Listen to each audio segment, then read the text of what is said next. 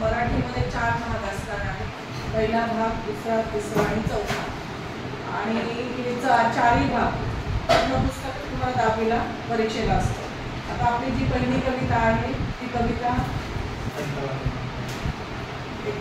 गुरु ठाकूर यांनी ही जी कविता लिहिलेली आहे ती फक्त तुम्हाला कशासाठी आहे, अभ्यासण्यासाठी आहे. तिच्यातला जो काही मधीचा अर्थ आहे तो तुम्हाला फक्त मनाला लावून घ्यायचा आहे. त्याचा पेपरचा काही एक संबंध नसतो. ती फक्त कविता काय करायची आहे की त्या कवितामधला संदेश ते पेपरने झालंय. तर ती जी कविता आहे फक्त अभ्यासण्यासाठी आहे. तिच्यावर कोणत्याही प्रकारचे प्रश्न विचारले जाणार नाही. आता ही कविता तुम्ही जर बाबा आमटे, प्रकाश आमटे यांचं चरित्र किंवा यांची पुस्तकं जर वाचली असतील किंवा त्यांच्या जीवनपटाविषयी तुम्हाला जर माहीत असेल तर ह्या कवितेचा तुम्हाला काय येईल, तो अर्थ समजून घेता येईल. आता या कवितेमध्ये काय केलेलं आहे, प्रार्थना म्हटलेली आहे. आता तुम्ही रोज सकाळी जेव्हा स्कूलमध्ये जातात, स्कूलमध्ये गेल्यानंतर तुमच्या आधी काय होते, असेंब्ली म्हणतात तुम्ही, म्हणजेच काय आपण प्रेयर करतो, देवाची प्रार्थना करतो.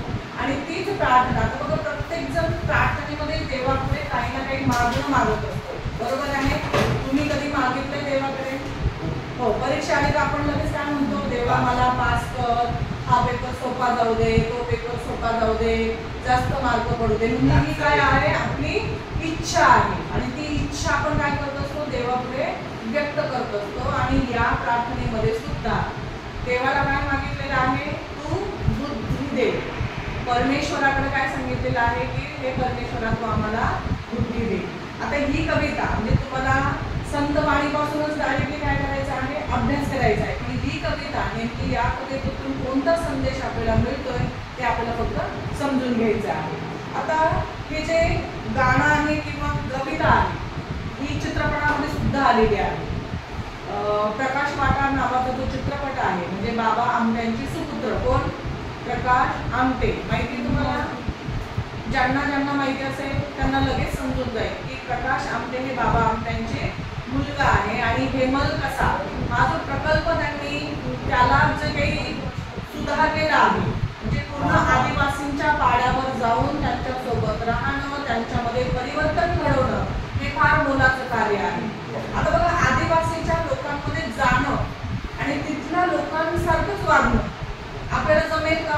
नाही. तरी पण प्रकाश आमटे यांनी हा जो काही म्हणजे एकदम रिस्की प्रश्न म्हणावा लागेल की आपल्यासारख्याला होणारच नाही, कारण त्या लोकांमध्ये राहायचं आहे. त्या लोकांची संस्कृती वेगळी, त्यांच्या पद्धती वेगळी, भाषा वेगळी, त्यांचं वागणं बोलणं वेगळं, ह्या सगळ्या गोष्टी वेगवेगळ्या आहेत. आणि त्याच्यातूनही म्हणजे बघा केवढं मोठं आपण म्हणतो ना, केवढा मोठा तो प्रश्न आहे. तो प्रश्न त्यांनी काय केलेला आहे, सोडवलेला आहे. आणि या प्रार्थनेमार्फत आपल्याला हेच शिकायचं आहे की परमेश्वराकडे काय मागायचं आहे, बुद्धी मागायची आहे. पैसा, अडकाण ह्या कोणत्या गोष्टी आहे, आज आहे तर उद्या नाहीये, पण बुद्धी जर असेल तर आपण बुद्धीच्या जोरावर सर्व काही मिळवू शकतो. हे तर तुम्हाला मान्य आहे ना, कारण नॉलेज काय असतं, न संपणारं आहे. ते नॉलेज जर आपण वाढवत गेलं, बुद्धी जर असेल, बुद्धीच्या जोरावर आपल्याला सर्व काही मिळवता येतं. हेच या ठिकाणी त्यांनी सांगितलेलं आहे. आता पहिला भाग आहे, पहिल्या भागातला ही पहिली कविता आपली आहे.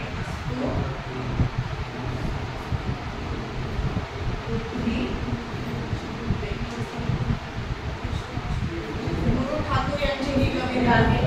आपण त्यांच्याविषयी जाणून घेऊया. प्रसिद्ध कवी आहे, गीतकार, स्तंभलेखक, नाटककार, कथा, पटकथा आणि संवाद लेखक आहे. मराठी चित्रपटांसाठी त्यांनी अनेक गाणी लिहिलेली आहे. आता उदाहरणार्थ आमिर खानचा रियालिटी शो होता माहिती, पाण्याचा नव्हता. रियालिटी शो म्हणजे त्याच्यामध्ये सगळे जे काही जे रिअल लोक आहेत ज्यांनी समाजासाठी काही ना काही कार्य केले केलेली आहे. आणि त्यामध्ये सुद्धा त्यांनी गाणे भरपूर म्हणजे गुरु ठाकूर यांचीच गाणं घेतलेली आहे. आता नटरंग तुम्ही ऐकून असाल, नटरंग चित्रपट, अगबाई आरेच्या, घर दोघांचे, टाइमपास पण ऐकला असेल, डॉक्टर प्रकाश आमटे यासारख्या अनेक जे प्रसिद्ध चित्रपट आहे, या चित्रपटाला त्यांनी काय केलेली आहे, आपली गाणं गीत लेखन केलेले आहे. आणि सर्वोत्कृष्ट गीतकार म्हणून त्यांना 2009 साली पुरस्कार सुद्धा मिळालेला आहे. त्या पुरस्काराचं नाव काय होतं, कलागौरव पुरस्कार. आणि 2010 साली जी गौरव मराठी हा जो पुरस्कार आहे तो सुद्धा त्यांना देण्यात आलेला आहे. आणि या प्रार्थनेमध्ये सन्मार्ग, सन्मती आणि सत्संगती यांचे महत्त्व सांगितलं. सन्मार्ग म्हणजे काय, चांगला मार्ग, की जीवनामध्ये आपल्याला जो मार्ग आहे, रस्ता जो आहे तो कसा पाहिजे, चांगल्या मार्गाने गेलं तर आपलं काय होणार आहे, चांगलं होणार आहे. सन्मती म्हणजे काय, चांगली बुद्धी. जर चांगली बुद्धी असेल तर त्या बुद्धीच्या जोरावर आपण काय करू शकतो, चांगलं करू शकतो. आपलं नाव, आपल्या परिवाराचं, आपल्या देशाचा गौरव आपण वाढवू शकतो. आणि सत्संगती, सत्संगती म्हणजे काय, चांगल्या मित्रांची संगत. चांगल्या मित्रांची संगत असेल तर आपलं आयुष्य काय होऊन जातं, चांगलं, सुंदर, आकर्षक आणि आपल्या जे पाहिजे ते आपण मिळवू शकतो. उदाहरणार्थ महाभारत हे एक असं उदाहरण आहे की सत्संगती असेल तर काय होतो, जीवनाचा उत्कर्ष होतो. दुर्संगती असेल, कुसंगती असेल तर माणसाची अधोगती होते. उदाहरणार्थ कर्णाचं उदाहरण घ्या. कर्णाला कोणाची संगत होती, दुर्योधनाची. दुर्योधनाची संगत ज्याने घेतली आणि त्यामुळे त्याचा काय झालेला आहे, वध झालेला आहे, नाश झालेला आहे. तेच अर्जुनाने संगत कोणाची केली, श्रीकृष्णाची संगत घेतली. आणि ज्याला परमेश्वराची संगत असते, साथ असते, त्याचं आयुष्य काय होऊन जातं, उज्ज्वल होऊन जातं. तसे इथे सांगितलेलं आहे. नंतर कायम सत्याची कास धरता यावी, संवेदनशीलता जपण्यासाठी ताकद मिळावी, अनाथांचे नाथ होण्यास बळ मिळावे आणि शाश्वत सौंदर्याचा ध्यास लागावा, या भावना या प्रार्थनेतून व्यक्त केलेल्या आहेत. आता पहिल्याच ओळीमध्ये सांगितलेलं आहे की तू बुद्धी दे, तू तेज दे, नवचेतना विश्वास दे. म्हणजे परमेश्वराकडे इतकं सुंदर असं मागणं कवीनं केलेलं आहे की प्रत्येक जण, आता आपण जेव्हा या संसारामध्ये राहतोय आणि सांसारिक मनुष्य जो आहे तो काय करत असतो, परमेश्वराकडे घर दे, पैसा दे, बंगला दे, गाडी दे, अभ्यास चांगला येऊ दे असं म्हणतंय का. विद्यार्थी मुलं जे आहे तेच फक्त काय करत असतात, देवाकडे बुद्धी मागत असतात का, फक्त पेपर सोपा जाऊ दे, मार्क चांगले पडू दे असंच आपण मागणं मागत असतो. पण या ठिकाणी अशी उदात्त अशी कल्पना कवीने ठेवलेली आहे. कवी काय म्हणताय, तू बुद्धी दे, तू तेज दे, नवचेतना विश्वास दे.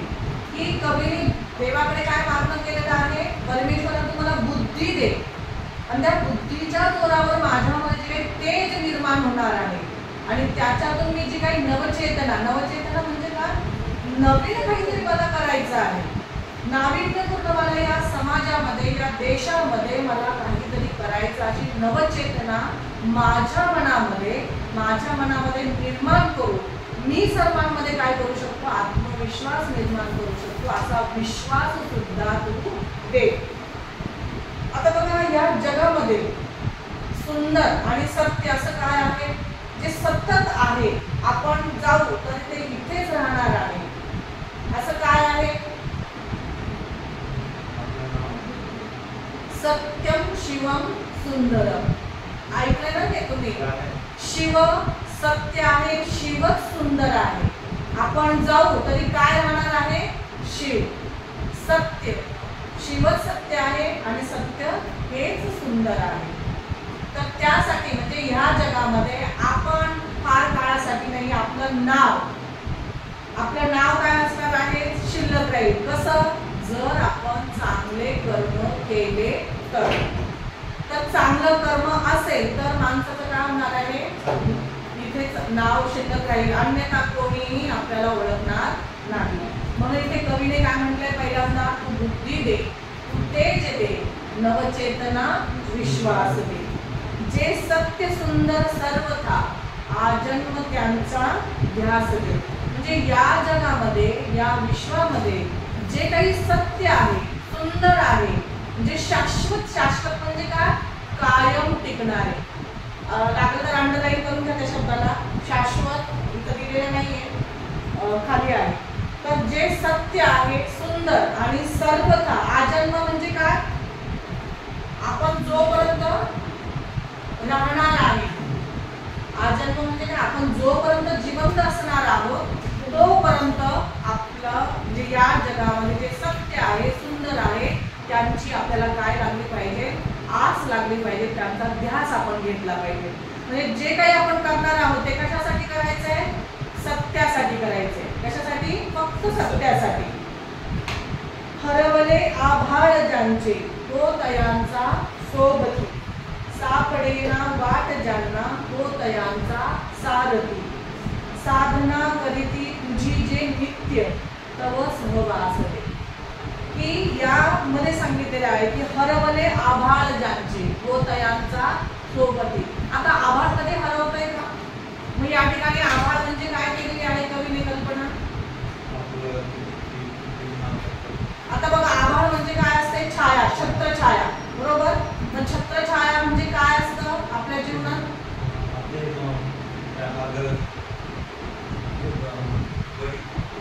आई वडील. आई वडिलांचं छत्रछाया, आई वडिलांचं प्रेम म्हणजे कसं असतं? आभाळासारखं प्रचंड विशाल. त्याचा कधी कोणी थांब लावू शकतं का? आई वडिलांच्या प्रेमाच्या पुढे कोणाचाच पत्ता टिकत नाही. आले लक्षात? मग हे छत्र ज्यांचं हरवलेलं आहे, आभाळासारखी माया करणारे जे आपले मातृपितृ आहे, यांचं जेव्हा छत्र, यांची सावली जेव्हा हरवलेली आहे, म्हणून इथे कवीने काय म्हटलेलं आहे? हरवले आभाळ ज्यांचे. म्हणजे जे लोक अनाथ झालेले आहेत, ज्यांना आई वडिलांचं प्रेम मिळालेलं नाहीये, जे अनाथ होऊन ज्यांना मातृपितृच्या सावलीखाली राहता येत नाहीये, अशा लोकांचं आपल्याला काय व्हायचं आहे? सोबती व्हायचे. सोबती म्हणजे त्यांच्यामध्ये जाऊन राहायचंय का? मग त्यांना काय करायचे आहे? मदत करायची आहे, सहाय्य करायचं आहे. आता उदाहरणार्थ कोरोना काळ होऊन गेला आणि कोरोना काळामध्ये अशा काही घटना घडल्या की ज्यांचे काही जे छोटे छोटे बालक आहेत, मुली आहेत, यांचे आई वडीलच दोघं सुद्धा त्या काळामध्ये मृत पावलेले आहे. त्याच्यानंतर काहींना आईच आहे, काहींना वडीलच आहे. मग अशा वेळेला ज्यांना कोणी सहाय्यता देणारे नाही, आपण त्यांना काय करायचे आहे? सहाय्यता करायची आहे, मदत करायची आहे. म्हणून कवीने इथे म्हटलेलं आहे की हरवले आभाळ ज्यांचे होतयांचा सोबती, सापडेना वाट ज्यांना होतयांचा सारथी. सारथी म्हणजे काय? रथ हाकणारा. बरोबर. आता ह्या काळामध्ये रथ कोणी चालवतंय का? नाही. मग आपल्याला इथे सारथीचा अर्थ काय घ्यायचा आहे? मार्गदर्शक. सारथी म्हणजे काय? मार्गदर्शक म्हणा तुम्ही इथे.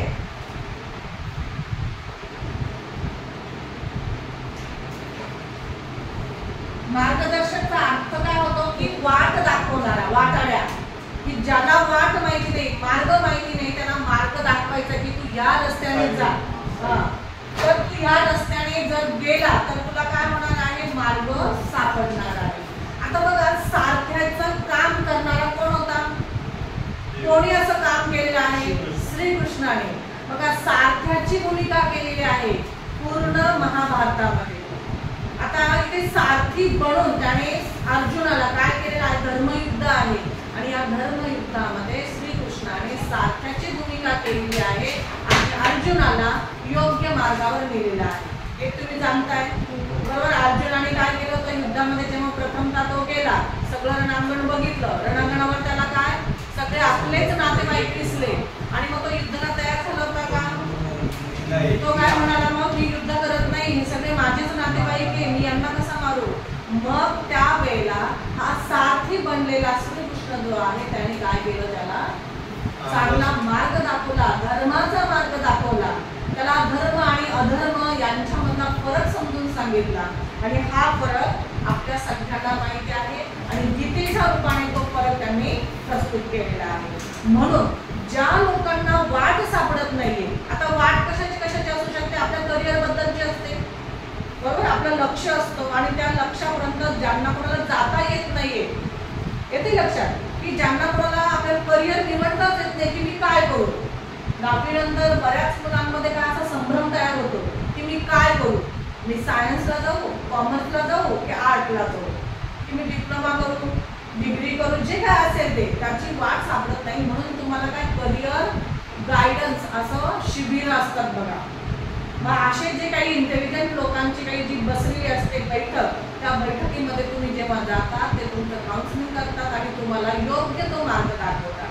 मग आपल्याला सुद्धा जीवनामध्ये ज्या लोकांची वाट काय झालेली आहे, हरवलेली आहे, त्यांना वाट सापडत नाहीये, तुम्हाला काय करायचं आहे, त्यांचा सारथी व्हायचा आहे, त्यांचा मार्गदर्शक बनायचं आहे, त्यांना रस्ता दाखवायचा आहे की जेणेकरून ती लोक कुठे जातील, त्यांच्या ध्येय लक्ष्यापर्यंत पोहोचतील. साधना करते. साधना म्हणजे काय, अभ्यास करणं, प्रार्थना करणं. साधनेचा अर्थ काय होतो, अभ्यास. साधना करती तुझी. जे लोक तुझी साधना करतात, अभ्यास करतात, प्रार्थना करतात, नित्य नेमाने तुला भजतात, पूजतात, असे जे लोक आहे, नित्य तव सहवासते. नित्य म्हणजे काय, नेहमी. तव म्हणजे काय, त्यांना. नित्य म्हणजे नेहमी, तव म्हणजे त्यांना. सहवास. सहवास म्हणजे काय,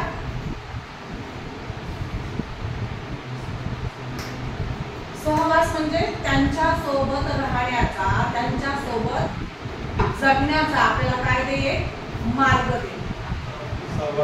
सहवास म्हणजे राहण्यासाठी. तव म्हणजे त्यांना. म्हणजे जे लोक तुझी नेहमी पूजा करतात, साधना करतात, तुझा अभ्यास करतात. सहवास म्हणजे सोबत राहण्याचा, त्यांचा सहवास. म्हणजे आता आपण काय करतो, आई वडिलांच्या सहवासात राहतो, म्हणजे त्यांच्या सोबत आपण काय करतो, राहतो.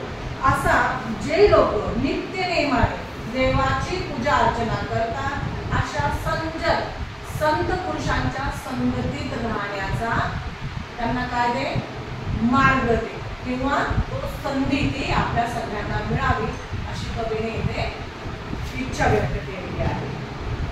जाणवाया दुर्बलांचे दुःख आणि वेदना, देवत्या लागो सदा रंध्रागुण संवेदना. आता हे थोडेसे शब्द तुमच्यासाठी अवघड वाटते. जाणवाया, दुर्बलांचे दुःख आणि वेदना. आता दुर्बल म्हणजे कोण, जे शक्तिहीन आहे, असे दुर्बल लोक. आता दुर्बल कोण असतात मुख्यतः, नाही. दुर्बल म्हणजे इथे तुम्हाला दुर्बल म्हणजे ज्यांना हात पाय वगैरे असे नाही. दुर्बल म्हणजे काय, जे मनाने दुर्बल झालेले आहे, शक्तिहीन झालेले आहे, डिप्रेस झालेले आहे, किंवा गरिबीने पीडित झालेले आहे, ज्यांच्या जीवनावर खूप संकट येतात. बरोबर ना. आता बघा काही लोक, आता उदाहरणार्थ कालचं जे काही होर्डिंग कोसळलं बघितलं तुम्ही, घाटकोपर या ठिकाणी जे काही होर्डिंग कोसळलं त्याच्यामध्ये अनेकांचा मृत्यू झाला, अनेक लोक जखमी झालेले आहे.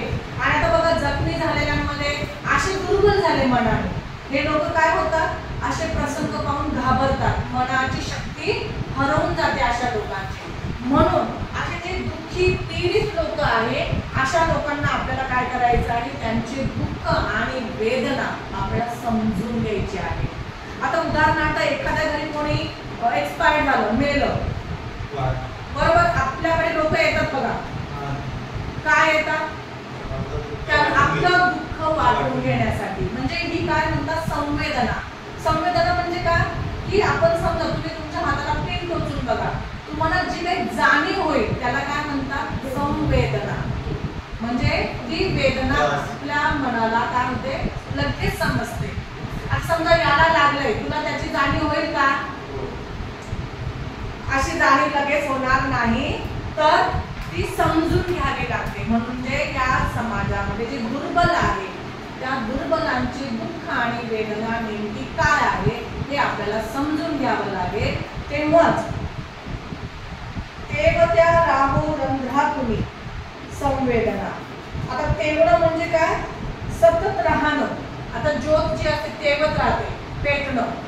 जर अशा लोकांच्या दुःख आणि वेदना जी आहे आपल्या मनामध्ये जागृत होण्यासाठी जे तुमचे रोम आणि आपल्या शरीरामधले रंध्र, छिद्र छिद्र छिद्र छिद्र आपल्या बॉडीवर बघा असे बारीक असे काय असतात, इथे रंध्र म्हटलेलं आहे, त्याला म्हणतात छिद्र. आपल्या शरीरावर असे छोटे छोटे बारीक बारीक असे सूक्ष्म आकारामध्ये काय असतात ते छिद्र असतात आणि त्याला काय म्हटलेलं आहे मराठीमध्ये रंध्र. त्या रंध्रातून तेवत राहो सदा रंध्रातून संवेदना. आता उदाहरणार्थ रंध्रातून त्या संवेदना कशा जागृत होतात. तुम्हाला कधी तुमच्या आपण म्हणतो गुजबम्स येत आहे, कधी येतात का, म्हणजे काय होतंय की आपल्या अंगावर काटा येतो. अंगावर काटा कधी उभा राहतो, कधी आपण एखादा असा प्रसंग बघतो तो आनंदाचा असेल, दुःखाचा असेल किंवा भीतीदायक असेल, बरोबर, आणि त्यावेळेला आपल्या सरसर अंगावर काटा उभा राहतो. तसंच अशा दुर्बल आणि दुःखी लोक आहेत त्यांच्या वेदना पाहून आपल्या रंध्रामधून काय व्हायला पाहिजे, ती जागृती, ती संवेदना जागृत व्हायला पाहिजे. संवेदना त्याला काय म्हणतात, ते गुजबम्स जे आहे ते उभे राहिले पाहिजे. कधी दुर्बलांचे दुःख आणि वेदना पाहून. धमन्यातल्या रुधिरास या खल वेदन्याची आस दे. आता धमनी, धमनी म्हणजे काय, नसा. हा धमनी, धमनी म्हणजे काय, वेन्स म्हणतात तुम्ही, मराठीमध्ये काय म्हणतात त्याला, नस. ज्या वाहिन्या आहे ना आपल्या शरीरामध्ये, रक्तवाहिन्या, हा नीला ग्रीवा वगैरे ज्या काय आहेत तसं त्याला काय म्हणतात, नसा असतात. आणि त्या नसांमधलं रुधिर, रुधिर म्हणजे काय, रक्त. रुधिर म्हणजे रक्त. धमनातल्या रुधिरास या खल म्हणजे काय, दुष्ट. खल म्हणजे दुष्ट, सॉरी दुष्ट, दुष्ट दुष्ट झालं. तर धमन्यामध्ये म्हणजे आपल्या नसांमध्ये असं काही आपण म्हणतो, एखादा प्रसंग बघितल्यानंतर आपलं रक्त काय केलं पाहिजे, खवळलं पाहिजे, सळसळ झालं पाहिजे. खल म्हणजे काय, ते दुष्ट प्रवृत्तीची काही आपल्याला दिसून येईल ते सगळा प्रकार बघून आपल्या धमन्यांमधलं जे रक्त आहे ते काय झालं पाहिजे, त्यांच्यामध्ये या दुष्ट नीतीला भेदण्याची शक्ती निर्माण झाली पाहिजे. म्हणून आपण असे प्रसंग बघतो की काही असा कुठे प्रकार दिसून आला तर आपलं रक्त काय होतं, सळसळतं, आपण चिडतो, आपल्याला राग येतो. म्हणून इथे कवीने तेच म्हटलेलं आहे की जर असा प्रकार तुम्हाला कुठे दिसून आला तर तुमच्या धमन्यांमधल्या रक्ताला काय करा, तुम्ही चेतवा, पेटवा, तुमच्यामध्ये ती आग निर्माण करा, जेणेकरून हे प्रकार पुढे जाऊन काय होते, बंद होते. सामर्थ्य या शब्दास आणि अर्थ या जगण्यास दे. आता बघा जीवन काय आहे, अनमोल आहे, अनेक जणांनी सांगून ठेवलेलं आहे. जर तुम्हाला असं काही सामर्थ्य तुमच्यामध्ये हवं असेल तर तुमच्या शब्दांना काय पाहिजे, अर्थ पाहिजे, म्हणजे तुमच्या शब्दांना किंमत पाहिजे, शब्दांना नीट वापरलं गेलं पाहिजे, तुमच्या शब्दांमध्ये तेवढी पावर पाहिजे. उदाहरणार्थ लोकमान्य टिळकांचं तुम्हाला माहितच असेल. लोकमान्य टिळकांनी कोणती गर्जना केली, सिंह गर्जना म्हटलेली. स्वराज्य हा माझा जन्मसिद्ध हक्क आहे आणि तो मी मिळवणार. म्हणजे एवढी त्यांच्यामध्ये सामर्थ्य होतं, शक्ती होती, म्हणून त्यांनी बिनधास्तपणे काय केलं, ब्रिटिशांवर हल्ला केला. डायरेक्ट म्हटलं सरकारचं डोकं ठिकाणावर आहे काय. असं बोलल्यानंतर कोणता सरकार गप्प बसेल, डायरेक्टली त्यांना देशद्रोहाच्या आरोपाखाली मंत्रालयाच्या तुरुंगामध्ये ठेवलं. विचार करा. म्हणजे आता सुद्धा तेवढी ताकद लोकांमध्ये आहे, काही लोकांमध्ये, आणि ते शब्द आपले सार्थ करून दाखवतात. म्हणून आपल्या शब्दाला किंमत येण्यासाठी आपण काय केलं पाहिजे, आपण काय केलं पाहिजे, शब्दांचा नीट वापर केला पाहिजे. कारण तुकाराम महाराजांचा एक अभंग तुम्ही कधीतरी वाचा, गुगलवर सर्च करून, की बोलावा शब्द तासावा शब्द. बोलताना शब्द तासला गेला पाहिजे, त्याची शहानिशा केली पाहिजे. कारण तो शब्द जेव्हा आपण बाहेर फेकतो, बोलतो, काय परत येत नाही. पण कारण काय म्हणतात, वज्राचे घाव म्हणजे जे काही शस्त्र असतात त्याचे घाव होऊन जातात, पण बोलण्याचे जे घाव आहे ते आयुष्यभर माणसाच्या हृदयावर जखमा करतात. म्हणूनच महाभारत घडलं माहितीये ना. क्षमता, पात्रता. आता इथे काय म्हटले, सामर्थ्य या शब्दास दे, म्हणजे शब्दांमध्ये तशी ताकद दे, अर्थ या जगण्यास दे. आणि जर तुमच्या शब्दांना किंमत असेल तरच तुमच्या जगण्याला किंमत, अर्थात म्हणजे तुमच्या जगण्याला बिलकुल अर्थ नाही. जर तुम्हाला कोणी किंमत दिली नाही, ताकद म्हणायला सामर्थ्य. सामर्थ्य या शब्दास आणि अर्थ या जगण्यास दे. तुम्हाला जर तुमच्या जगण्यामध्ये अर्थ पाहिजे असेल तर शब्द असे काहीतरी वेगळ्या पद्धतीने यूज करा, ताकदीचे शब्द वापरा की जेणेकरून तुमच्या जीवनाला काय होईल, अर्थ प्राप्त होईल. पुढच्या शेवटच्या ओळी, सन्मार्ग आणि सन्मती लाभो सदा सत्संगती. सन्मार्ग, चांगला मार्ग. चांगला मार्ग असेल तर आपण आयुष्यामध्ये सगळं काही चांगलं करू शकतो. त्याच्यानंतर सन्मती, चांगली बुद्धी असेल. बघा आता काडीची पेटी ज्याने निर्माण केली, माहिती ना, माचीस बॉक्स, एक छोटीशी काडी असते, पण तिचा वापर चांगल्या कारणासाठी केला म्हणजे काय, खूप अंधकार आहे आणि या अंधकाराला जर दूर करायचं असेल त्या माचीसच्या साहाय्याने आपण तिकडे प्रकाशित सगळा परिसर करू शकतो.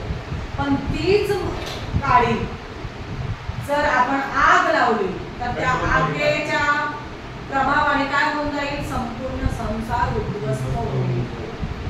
म्हणजे काय, सन्मती. जर बुद्धी आहे, सगळ्यांनी परमेश्वराने बुद्धी दिलेली आहे, पण जर कोण चांगल्या बुद्धीचा आहे, कोण वाईट बुद्धीचा आहे.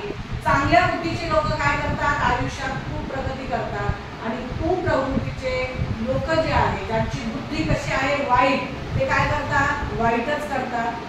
जगाचं मग त्याच्यामध्ये काय होऊ शकतं, नुकसान. म्हणून सन्मार्ग आणि सन्मती हे कधी मिळेल तुम्हाला, जर तुम्ही सत्संगत असाल. चांगल्या लोकांची संगत जर तुम्ही केली असेल तर तुमचं काय होईल, चांगलंच होतं. वाईट बघा, तुम्ही ट्राय करून तुमच्या आई वडील सुद्धा तुम्हाला सांगत असतील याची संगत धरू नको रे, तो वाईट आहे, तो असा आहे, तो खोडकर आहे. काय होतं, टीचर लोक पण, आता सध्या तुम्ही कोणत्या मुलांच्या संगतीत राहणार, एखादा बडबड करणारा जर असेल ना, जर तुम्ही त्याच्या संगतीत राहत असाल, टीचर सतत तुम्हाला पण रागवत असेल, बरोबर आहे, तर आपल्याला असं करायचं नाही. नीती नाही भ्रष्ट हो, जरी संकटे आली किती, पंखास या बळदे नवे झेपावण्या आकाश दे.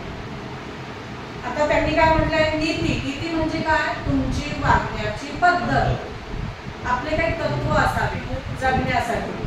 नाही तर काही लोक काय करतात, प्रसंग पाहून, लोक पाहून आपले विचार वगैरे सगळं बदलून देतात.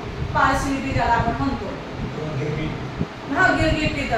तर समजा आता उदाहरण काढतो, तुम्ही बघा, पोलीस, एक थोडक्यात उदाहरण, पोलीस कसा असावा, ज्याने समाजाचं कल्याण केलं पाहिजे, कायदे कानून स्वतः सांभाळले पाहिजे.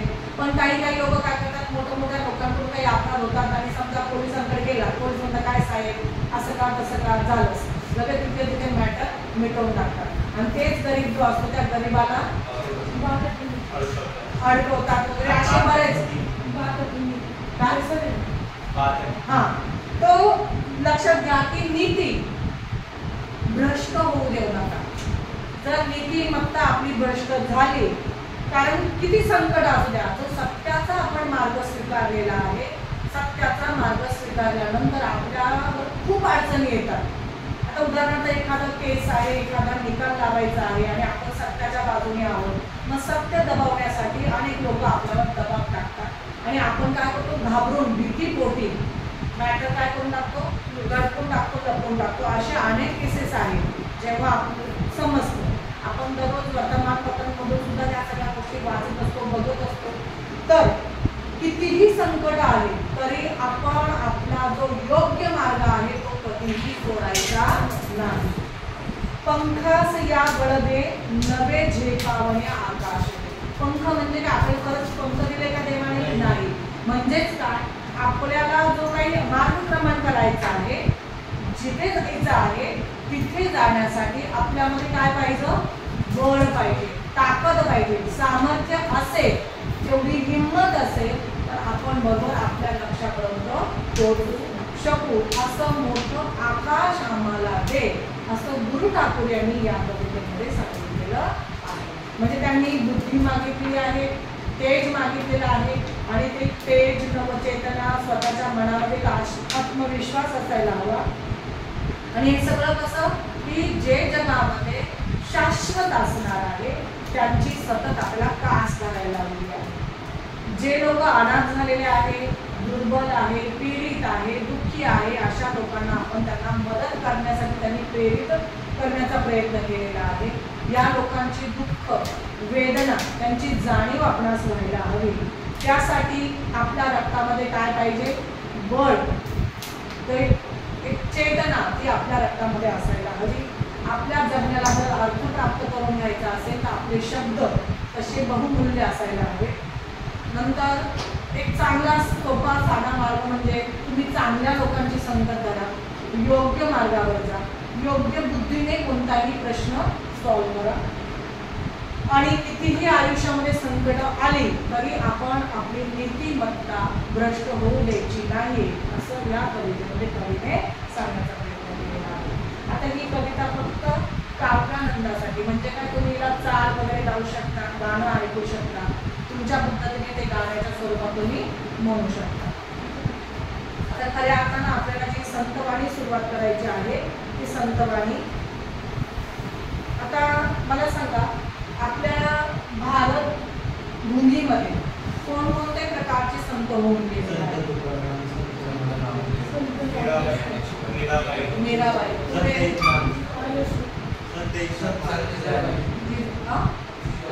जिजाबाईंना आपण संत नाही म्हणत आहे.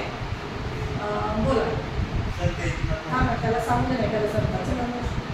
ज्ञानेश्वर, नामदेव. आता तुम्हाला या सगळ्यांचा इतिहास माहिती आहे का? एकनाथ महाराज, बहिणाबाई, संत जनाबाई, संत चोखामेळा, संत रामदास स्वामी, बरोबर. या सगळ्या लोकांनी कोणी जलसमाधी कोणी घेतलेली नाहीये. ते फक्त म्हणजे आपले संत चांगदेव महाराज जे आहे त्यांनी जलसमाधी घेत होते. ते त्यांना 1400 वर्ष आयुष्य योगाच्या बळावर मिळालेलं होतं. आणि जलसमाधी म्हणजे ज्ञानेश्वरांच्या वडिलांना जेव्हा संन्यास घेऊन ते परत गृहस्थ आश्रम त्यांनी स्वीकारला तेव्हा समाजाने त्यांच्यावर काय केला? बहिष्कार केला. तेव्हा ती जलसमाधी म्हणजे काय?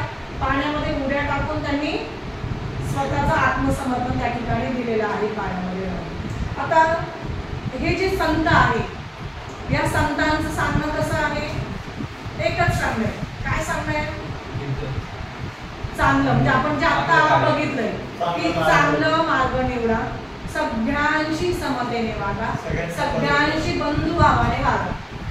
कोणी उच्च नाही, कोणी नीच नाही, कोणी श्रेष्ठ नाही, कनिष्ठ नाही. सर्व आपण परमेश्वराची कोण आहोत? लेकरं आहोत. आणि एकाच परिवारामध्ये, म्हणजे जसं एकाच आईची जशी मुलं राहतात, ठीक आहे, आजची मुलं थोडीशी भांडतात, त्याप्रमाणे सगळ्यांनी एकोप्याने आनंदाने राहिलं पाहिजे. तर या ठिकाणी सुद्धा की नामदेव महाराजांना परमेश्वराची कृपा प्राप्त करायची. कृपा म्हणजे काय? आशीर्वाद. परमेश्वराचा आशीर्वाद त्यांना प्राप्त करायचा आहे आणि तो मिळावा म्हणून त्यांनी काही उदाहरणं दिलेली आहेत. म्हणजेच काय? दृष्टांत. दृष्टांत म्हणजेच काय? काही दाखले, पुरावे, प्रूफ त्यांनी सादर केलेले आहेत.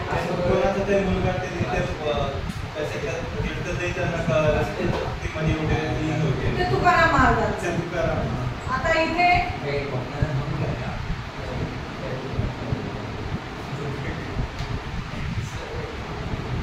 अंकिला शरण मी दास अंकिला मी दास तुझा. अंकिला म्हणजे काय? मान्य झालेला किंवा शरण आलेला.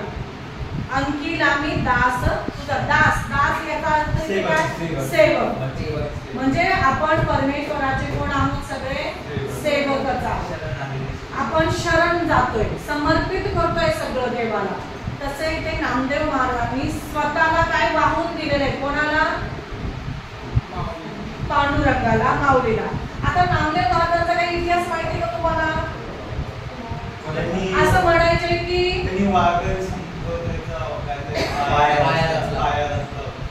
आता नामदेव महाराजांची लहानपणापासून पांडुरंग जे आहे स्वतः प्रत्यक्षात येऊन खायचे प्यायचे खेळायचे बोलायचे असं वर्णन केलेलं आहे.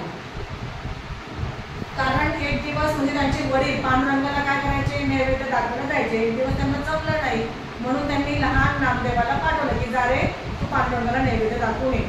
आता नैवेद्य दाखवणं म्हणजे आपल्याला माहिती फक्त देवाच्या पुढे काय करणं, पाणी ओवाळणं आणि सगळे विधीवर ते फक्त नैवेद्य दाखवायचंय. ते आपण ते स्वाहा वगैरे काय ते म्हणून ते परत यायचं. पण इथे नामदेव महाराज लहान होते. लहान आमच्या बालकाला काय असं माहित नसतं की हा देव खरंच खातो की नाही खात असं माहित नसतं. ते देवापुढे हट्ट करतात की हा नैवेद्य तुला खायलाच पाहिजे, रोज तू खातो, आज मी आलो म्हणून तू खात नाहीये. देव इतकी परीक्षा म्हणजे अक्षरशः नामदेव महाराज त्यांच्या पुढे पायरीवर डोकं आपटून आपटून रक्त बंबाळ करतात.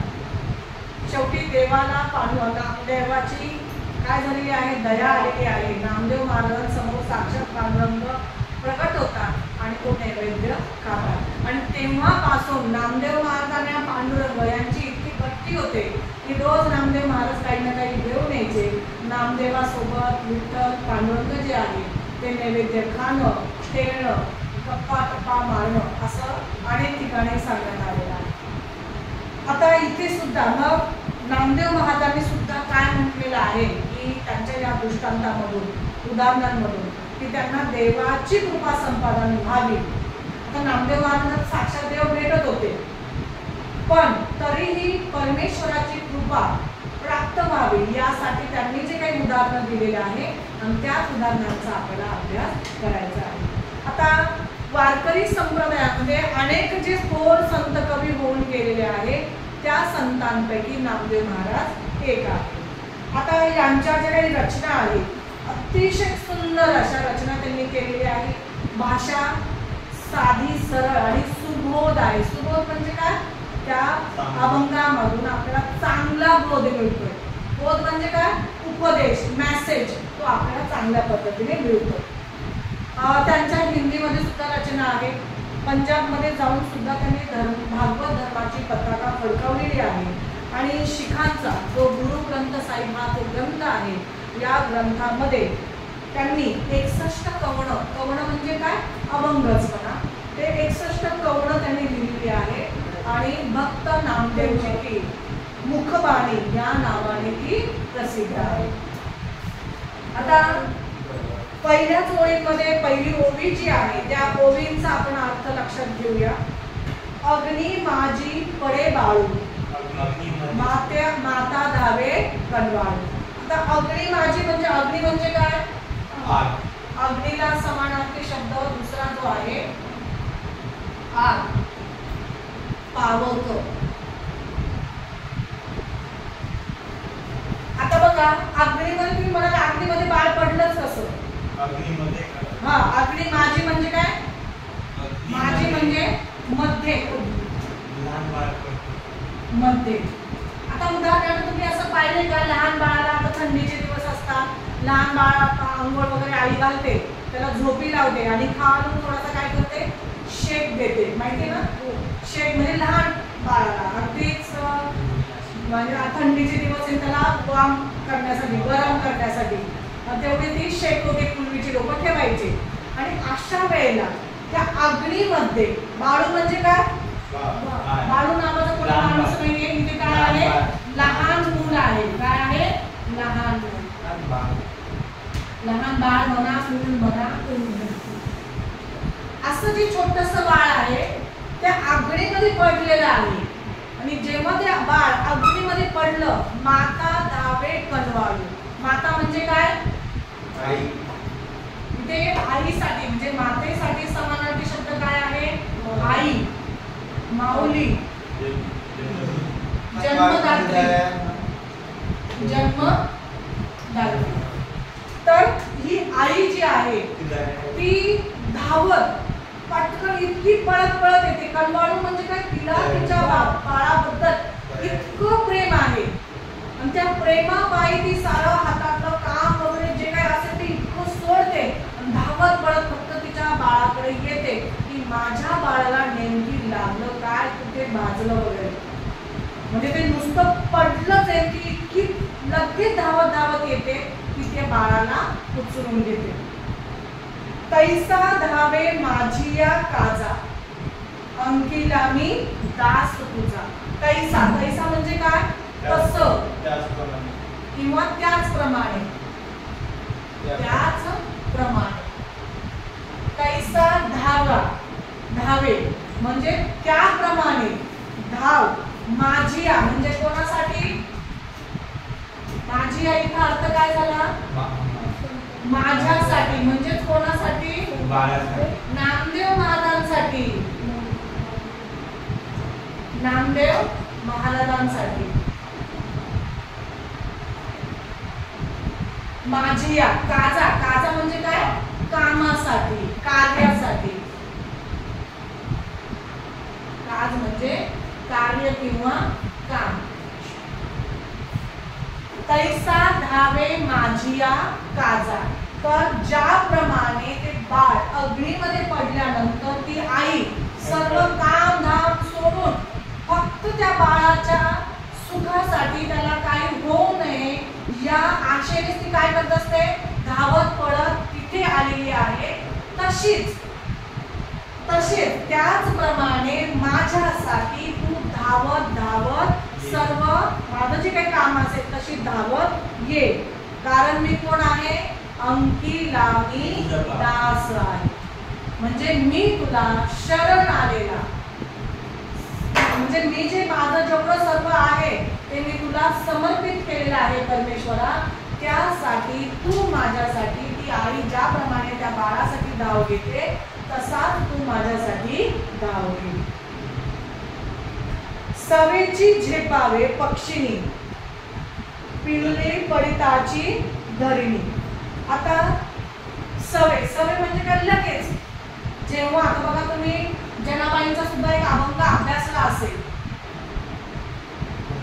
पक्षी जाळे दिगंतरा बाळकाशी आणि चारा, झाड हिंडते आकाशी, बरोबर. आता हे अभ्यास त्याच्यामध्ये सुद्धा काय सांगितलंय, आई कुठेही असू द्या, मग ती पक्ष्याची असू द्या, प्राण्याची असू द्या किंवा हिंस्र पाळीव कोणती आई असू द्या किंवा मानवाची आई असू द्या, आई कुठे असली तरी सारं लक्ष तिचं कुठं असतं, बाळापाशी. की माझं बाळ का बरं येत नाहीये, का उशीर झाला असेल. आता तुम्हाला जरी थोडा उशीर झाला तर तुमची आई लगेच काय करत असेल, याला फोन कर, त्याला फोन कर, विचार, सगळे लगेच येत असेल की काय झालं नाही.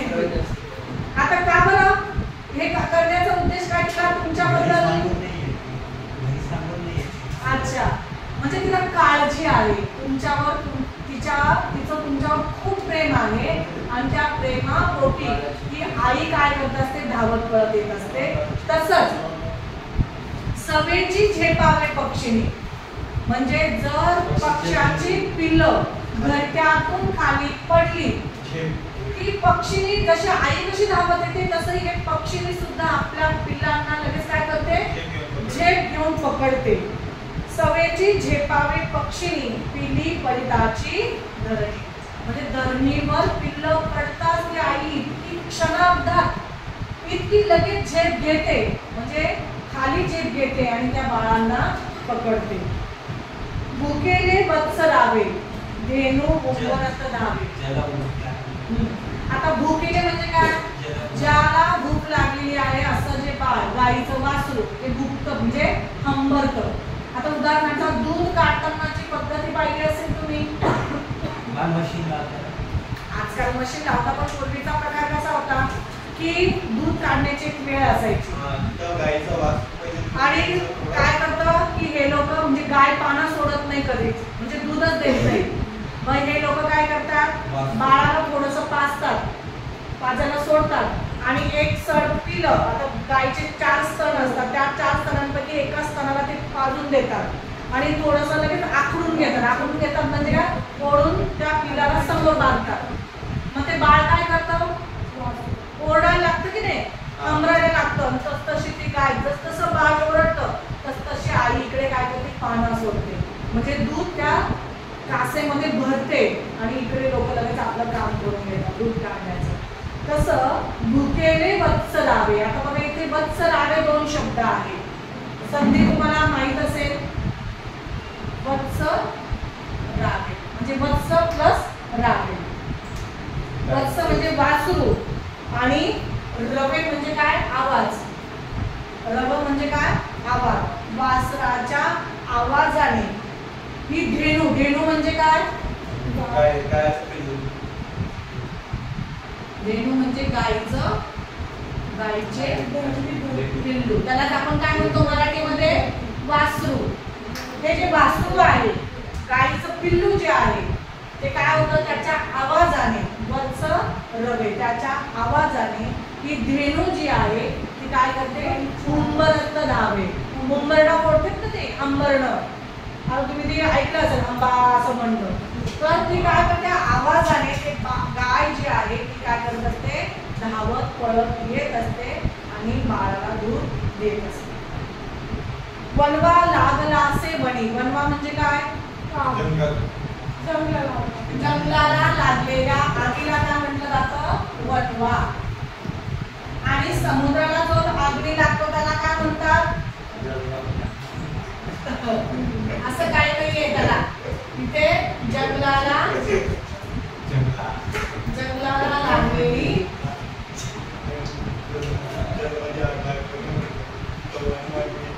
हा शब्द पण आठवून घ्या.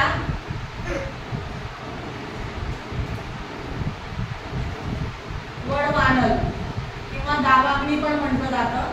तर जो समुद्राला लागलेले आग असते, समुद्राला पण आग लागते ना. जसं असं म्हणणं का की पाणी आहे म्हणून आग लागते, पाणी आहे म्हणून आग लागणार नाही असं काही नाही, पण समुद्राला सुद्धा आग लागते. आता इथे हा वणवा कसा लागतो हे तुम्हाला माहिती असेल. झाडांचं घर्षण होतं, घर्षण करूनच मग काय होतं, ही आग लागली जाते. अशा वेळेला वणवा जेव्हा लागलेला आहे, तो वणवा लागल्या क्षणी पाडस. पाडस म्हणजे कोण, हिरणीच्या पिल्लाला काय म्हणतात, पाडस म्हणलेला आहे. हरणाचे पिल्लाला. आता वणवा लागलासे वणी. वणी म्हणजे काय, वणीचा डोंगर नव्हे. वणी म्हणजे कोण, जंगल. जंगलाला दुसरा शब्द काय आहे, रान, वन. आता या जंगलाला जेव्हा आग लागलेली आहे तेव्हा पाडस त्या आगीमध्ये सापडलेलं आहे आणि त्याची चिंता कोण करते, त्या पाडसाची आई म्हणतेच कोण, हरणी. तिला चिंता दूर झालेली आहे, तिला काळजी वाटते की माझं पिल्लू कसं या आगीमधून सुटे. पुढे म्हटलेलं आहे, नामा म्हणे मेघ जैसा विनवितो चातक जैसा. मेघ म्हणजे ढग, मेघ म्हणजे ते ढग म्हणतात. आणि चातक पक्षी माहिती तुम्हाला, नाव ऐकून आहात फक्त. आता चातक पक्षी त्या ढगाला विनवतोय. ढग म्हणजे कोण, पाण्याने भरलेले ढग. आणि चातक पक्षी हा फक्त पावसाचंच पाणी पितो.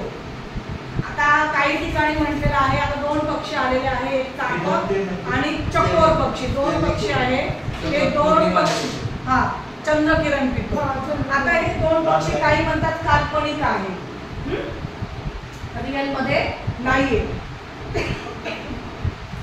आता हा चातक पक्षी जो आहे तो काय करतोय, ढगातलं येणारं म्हणजे पावसाच्या रूपानं येणारं जे पाणी आहे तेच पितोय. नामा म्हणे मेघ जैसा म्हणजे नामदेव महाराज म्हणताय की ज्याप्रमाणे मेघांना म्हणजे कोणाला, ढगांना कोणता पक्षी विनवतोय, चातक पक्षी विनवतोय.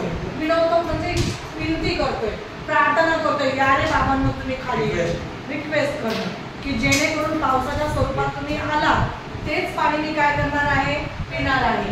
म्हणजे मेघांना विनवणारा कोण आहे, चातक पक्षी. का बरं विनवतोय, तहानलेला आहे, त्याच पाण्यावर त्याचं जीवन अवलंबून आहे म्हणून चातक पक्षाला जशी मेघांची काय वाटते, आतुरता असते. तो अतिशय डोळे लावून त्या ढगांकडे बसलेला, कधी एकदाचं पावसाचं पाणी पडेल आणि मी ते पावसाचं पाणी पिईल. तर तसंच नामदेव महाराज म्हणताय की जसे अग्नीमध्ये बाळ पडल्यानंतर ती आई धावत येते, बरोबर. पहिला दृष्टांत काय सांगितला, अग्नीमध्ये बाळ पडल्यानंतर आई धावत पळत येणं. दुसऱ्या नंबरला काय सांगितलंय की पक्षीची पिले जेव्हा धरणीवर पडली त्यांना पाहून ती पक्षीनी काय करते, लगेच झेपावते. 3 नंबरला काय सांगितलंय, भुकेल्या वासराच्या आवाजाने ती धेनू हंबरायला लागते.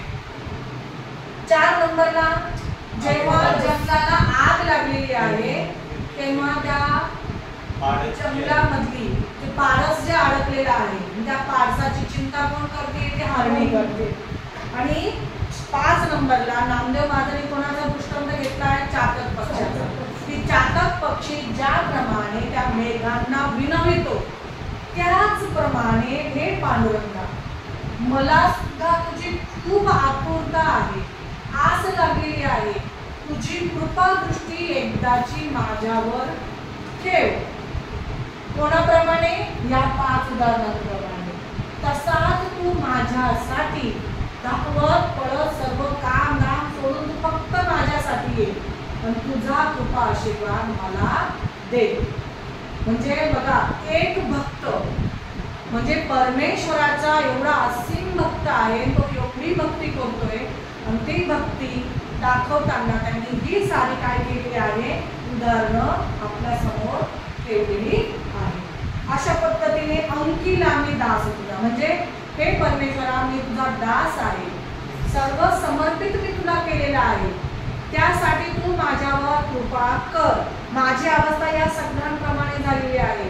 अग्नीमध्ये बाळ पडलेलं आहे, आई धावत पडत येते, त्याच्यानंतर पक्षिणीची पिलं जेव्हा खाली पडतात ती पक्षिणी लगेच झेपावते. भुकेलं वासराच्या आवाजाने ती गाय हंबरत येते. वनवा जेव्हा जंगलाला लागलेला आहे, पारसाच्या चित्तीने ती हरणी व्याकुळ झालेली आहे आणि चातक पक्षी ढगांना विनवतो. तसाच तुला मी सुद्धा विनंती करतोय की तू माझ्यासाठी धावत धावत ये. आता या अभंगामध्ये काही अडचणी आहे तुम्हाला समजलं नाही असं, ठीक आहे, आपण चालू